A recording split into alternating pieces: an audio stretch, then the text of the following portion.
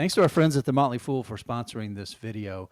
Check out the link below, fool.com/The Smattering, to get access to the 10 best stocks to buy right now.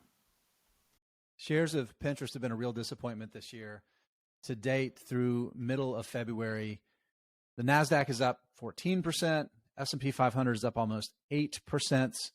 Pinterest shares up about 1.7% after an earnings report that was kind of viewed as a stinker about a week ago. Investors out there, you got to be asking yourself, is it time to just sell Pinterest?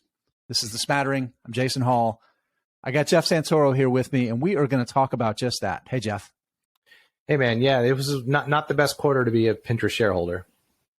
So, you know, that's the thing. Let's kind of go through the numbers a little bit. I know you've got a little bit of data there in front of you.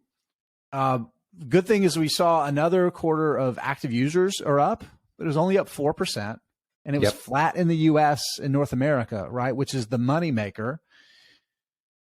Let's talk about what's going on. What did you see?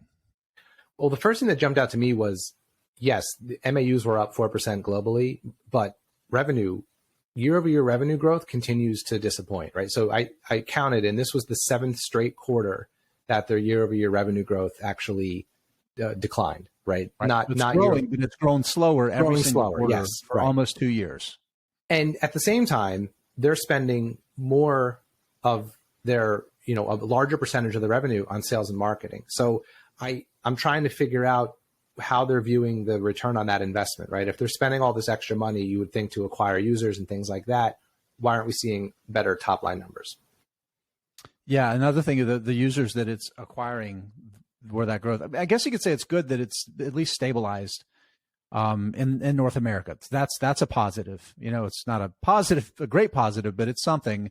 Yeah. The users that it's acquiring are in markets that, in terms of average revenue per user, ARPU, that really important metric for these ad-based platforms, it's pennies compared to the dollars that are generated by North American users.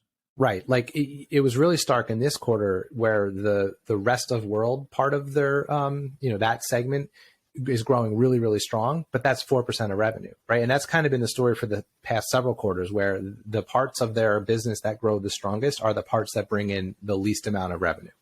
So if they gave us a dollar-weighted MAU number, it sure would not be 4%.